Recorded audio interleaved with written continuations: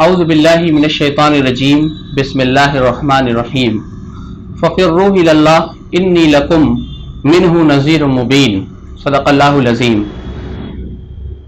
भारत देश के प्यारे बिरादरान वतन और बुजुर्गों, अस्सलामु अलैकुम वरहमतुल्लाहि वबरकातुहू। ईश्वर की कृपा और दया हो आप सभी पर।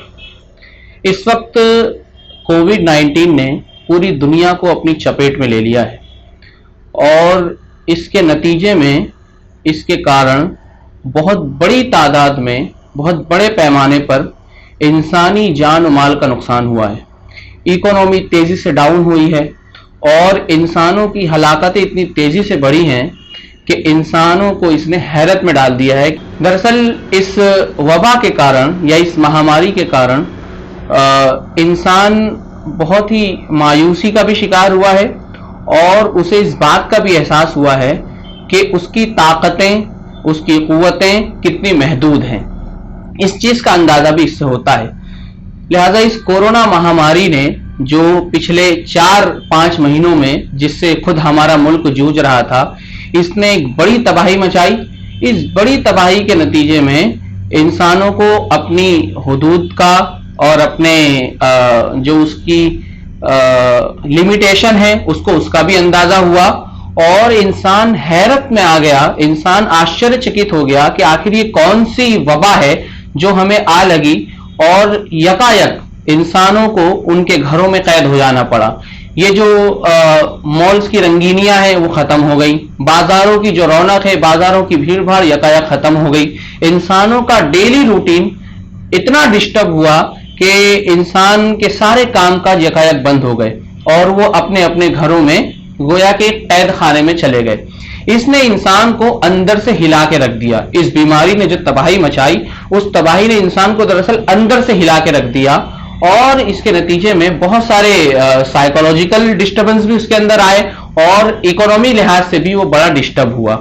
दरअसल जब इस बीमारी का हम तज्जिया करते हैं, इसका एनालिसिस करते हैं, तो दो बातें हमारे सामने आती हैं। एक ये कि ये खुद इंसानों की पैदा की हुई है, जैसा कि साइंसी रिसर्च ने बताया है, और इसको भी इस्लाम तस्लीम करता है, इसको इस्लाम एक्सेप्ट करता है कि इसके पीछे एक रीजन तो ये है इन आफतों का और इन महामारी के आने के पीछे का कि इंसान के जरिए से, उसकी कोताहियों के जरिए से या उसके कुछ अमल के जरिए से एक प्रोसेस से होकर गुजरता है और इस तरीके की आफतें हम तक आती हैं।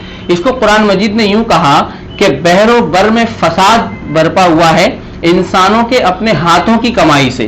तो एक रीजन तो इसको इस्लाम एक्सेप्ट करता है कि ये इंसानों के अपने आमाल या अपने करतूतों का नतीजा है। दूसरा इसके आने का सबब वहां कुरान ये भी बताता है कि जब जुल्म और अत्याचार अपनी इंतहा को पहुंचता है तो फिर अल्लाह ताला भी लोगों की आजमाइश के लिए, लोगों को आगाह करने के लिए, लोगों को फिर से अल्लाह की तरफ मुतवज्जा करने के लिए इस तरीके की आजमाइश लाते हैं जिसके नतीजे में उनके अंदर अल्लाह की कुर्बत बढ़ती है, अल्लाह की तरफ बढ़ने का जज्बा पैदा होता है। तो ऐसी आजमाइशों से वो सबक भी लेते हैं। तो ये दो रीजन है। अब आप अगर गौर करेंगे तो इस दुनिया में अल्लाह ताला की नाफरमानी के लिहाज से दो लोग पाए जाते हैं, दो किस्म के लोग। एक किस्म के लोग वो हैं जो खुदा को नहीं मानते और दूसरे किस्म के लोग वो हैं जो खुदा की नहीं मानते। तो जब ये चीज अपनी इंतहा को पहुंचती है, एक बड़ी आबादी इतनी बड़ी हकीकत का, इतनी बड़ी रियलिटी का इनकार करती है कि वो खुदा की नहीं मानती और खुदा को नहीं मानती, तो फिर अल्लाह ताला उनकी आजमाइश के लिए और वो अल्लाह की तरफ बढ़े, जैसा कि कुरान मजीद ने कहा कि फफिर्रू इलल्लाह, दौड़ कर चलो, अल्लाह की तरफ बढ़ो, इसकी याद दहानी के लिए अल्लाह ताला ऐसी आपदा और ऐसी आफतें और ऐसी आजमाइश हम पर डालते हैं। आप अगर गौर करेंगे तो इस वक्त इंसानों के अंदर साइंसी तरक्की और उनके इल्म के इर्तिका, उसके डेवलपमेंट के नतीजे में इंसान गोया के अनकॉन्शियसली इस गुरूर का, इस तकब्बुर का उसे एहसास होने लगा था कि हमने नेचर पर फतेह पा ली, हमने नेचर को जीत लिया और नेचर को अपने कब्जे में कर लिया। जब ये तस्वर इंसान के अंदर पैदा हो जाता है तो वो एक किब्र का शिकार हो जाता है और अनकॉन्शियसली वो अपने आप को ही खुदा समझ बैठता है। इसको कुरान मजीद ने बताया है कि जब ये तस्वुर पैदा हो जाता है तो फिर अल्लाह ताला ऐसी आजमाइशों के जरिए उसे एहसास दिलाते हैं। ये कोई हवाई बात नहीं है, बल्कि ऐसा हो चुका।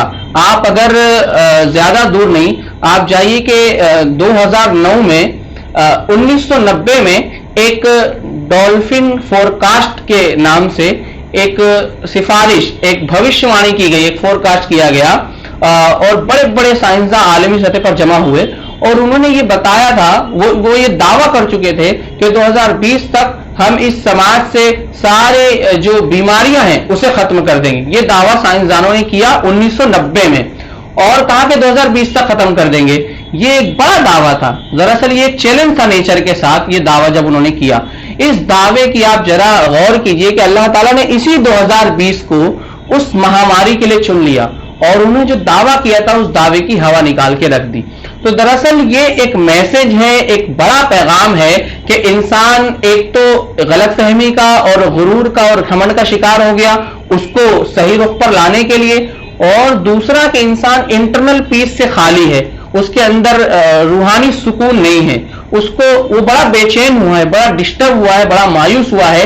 تو یہ جو ڈسٹربنس ہے، یہ جو مایوسی ہے، یہ جو بے چینی ہے، یہ انسان کے اندرون کو، اس کے انر سینس کو حرکت میں لاتی ہے، اور اسے یہ احساس دلاتی ہے کہ اس کی کچھ لمیٹیشنز ہیں، اور اس سے بڑا ایک بڑی طاقت، ایک بڑی شکتی موجود ہے جو اس مہاماری ہم پر مسلط کی، اور وہ اس سے نجات دلا سکے گی۔ یہ احساس انسان کے اندر پیدا ہو جاتا ہے، تو یہی وہ احساس ہے جو اسے خدا کی طرف راغب کرتا ہے، خدا کی طرف اس کا اپروچ بڑھتا ہے۔ اور اسی کو قرآن مجید نے یہ کہا کہ ففروا الی اللہ، کہ اللہ کی طرف بڑھو، ففروا الی اللہ انہ لکم منہ نذیر مبین۔ اللہ کا نبی یہ کہہ رہا ہے، اور میں یعنی اللہ کی طرف بڑھو، اور میں یعنی اللہ کا نبی آپ کو خبردار کرنے آیا ہوں، آپ کو ڈرانے آیا ہوں۔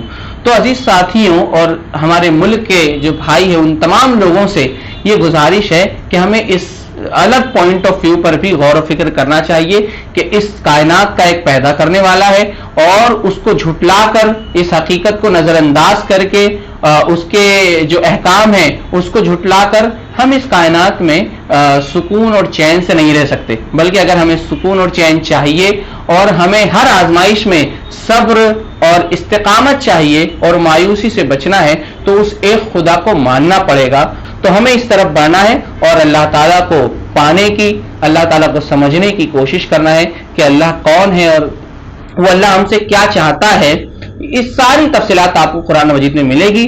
آپ آئیے اور اسلام کو جانیے، اسلام کے کنسپٹ اور گاڈ کو جانیے، تب آپ جا کر اسلام کا کنسپٹ اور گاڈ اور خدا تعالیٰ کی موجودگی کو صحیح طریقے سے سمجھ سکیں گے۔